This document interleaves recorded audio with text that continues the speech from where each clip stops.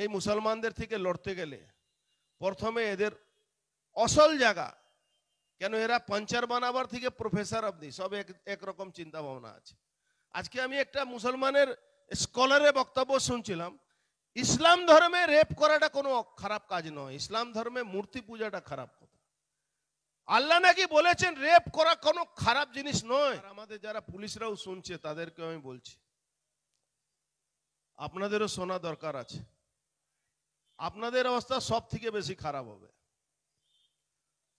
সব থেকে বেশি আপনাদের অবস্থা খারাপ হবে।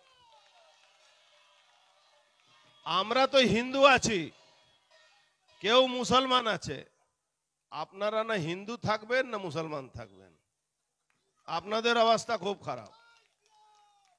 মমতা ব্যানার্জি দলের লোকেরা আজকে আমি আস্তে আস্তে দেখছিলাম ওই ইমাম মুয়াজ্জিমদের মিটিং এ দুজন কালীঘাটের ওই পান্ডাদের মধ্যে দুটো জোকার, একজন কি মিশ্র আছে আর নিজেই একটা কমিটি বানিয়ে দেয় মমতা ব্যানার্জি। যেরকম দেখ চাকরি গেল যখন 26,000-এ, ওই নিজে দু চারটা পেটুয়াদেরকে দিয়ে কমিটি বানিয়ে দিল। একজন মহিলা বক্তব্য রাখছিলেন, খুব কান্নাকাটি করলেন, অনেকে ভাবলেন সত্যি ওর চাকরি, তারপরেই খুব আনন্দ করে কথা বলছিলেন। আজকে দেখলাম একজন কি মিশ্র আছেন, একজন কি ব্যানার্জি আছেন, বলছেন মমতা ব্যানার্জি আগামী দিন 230টা সিট পাবে।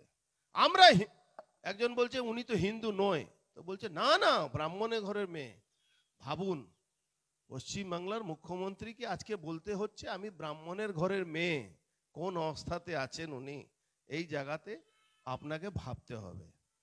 আমি মুর্শিদাবাদ মোথাবাড়ি ঘটনাগুলো রোজ আপনারা দেখছেন, যেটা দেখছেন না সেটা আমি বলছি।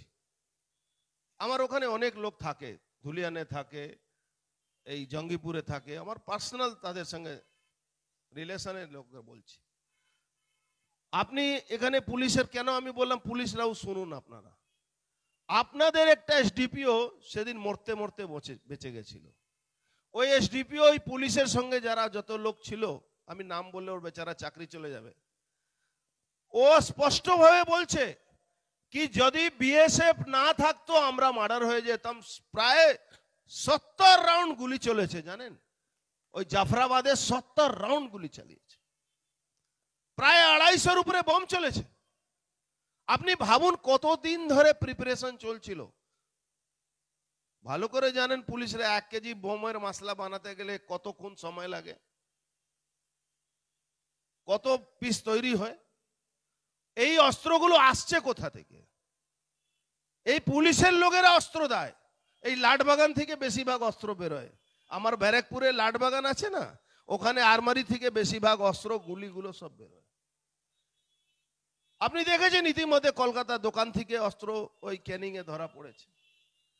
এখন হঠাৎ এসটিএফ, আগে আপনাদের এলাকা সব ফ্যান্সি ডিলে ব্যবসা হতো না, সব এসটিএফ করাতো, এখন একটু বর্ডার কড়াকড়ি হয়েছে। শান্তনু বাবু অনেক লড়াই ফড়াই করে এখন বর্ডারে আমাদের প্রধানমন্ত্রী ওই ফেন্সিং করছেন, এখন একটু বাধা পাচ্ছে।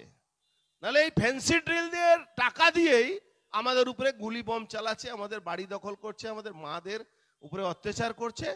প্রথমে কাজ মুসলমানদের থেকে লড়তে গেলে প্রথমে এদের অসল জায়গা, কেন এরা পাঞ্চার বানাবার থেকে প্রফেসর অবধি সব একরকম চিন্তা ভাবনা আছে। আজকে আমি একটা মুসলমানের স্কলারের বক্তব্য শুনছিলাম, ইসলাম ধর্মে রেপ করাটা কোনো খারাপ কাজ নয়, ইসলাম ধর্মে মূর্তি পূজাটা খারাপ কথা। আল্লাহ নাকি বলেছেন রেপ করা কোনো খারাপ জিনিস নয়, খারাপ জিনিস হলো মূর্তি পূজা করা। আপনারা ভাগ্যশালী আছেন, আপনারা এখানে হিন্দু বহু সংখ্যক মানুষ বসবাস করেন। আপনি ভাবুন তো, যে জায়গা হিন্দুরা 10% 15% হয়ে গেছে, বেশিরভাগ বর্ডার জায়গা, 9টা ডিস্ট্রিক্টের বর্ডার এলাকা। আপনি বসিরহাটে চলে যান না, আপনার আমাদের এই জেলার মধ্যে বসিরহাট চলে যান তো, কোনো কথা বলতে পারছি না আমরা। ওখানকার বারিক বিশ্বাসের সমানান্তর সরকার চলছে, 9খানা মাফিয়ারা পুরো কন্ট্রোল করছে এই বর্ডার এলাকাটা। আর যখন আমাদের প্রধানমন্ত্রী, আমাদের অমিত শাহজি যখন বর্ডারে ফেন্সিং করাচ্ছেন, মমতা ব্যানার্জি সব থেকে বেশি কষ্ট। কেন? ভাইপো ব্যানার্জি বিজনেসটা এসটিএফ এর মাধ্যমে যে বিজনেসটা হচ্ছে তো বাধা হচ্ছে। এই বাধার জন্য আপনি কি ভাবছেন ওয়াকফ বিলের জন্য গন্ডগোল হচ্ছে? না না না না। মমতা ব্যানার্জি এবার বুঝতে পেরেছেন 33% ভোট কে এক জায়গা রাখতে হবে, সিপিএম কংগ্রেসকে দিলে চলবে না। সেই 33% ভোটের জন্য মমতা ব্যানার্জি এই দাঙ্গাটা করিয়েছেন। একদম আমি বলছি court on court. Mamata Banerjee 176টা মামলা করেছেন, আরো 2টো মামলা করবেন, গাইঘাটা থানারও মামলা করবেন আমার নামে। আমার ওই মামলা যতক্ষণ রোজ না একটা হয় আমার শরীর ভালো লাগে না, আমার কষ্ট হয়।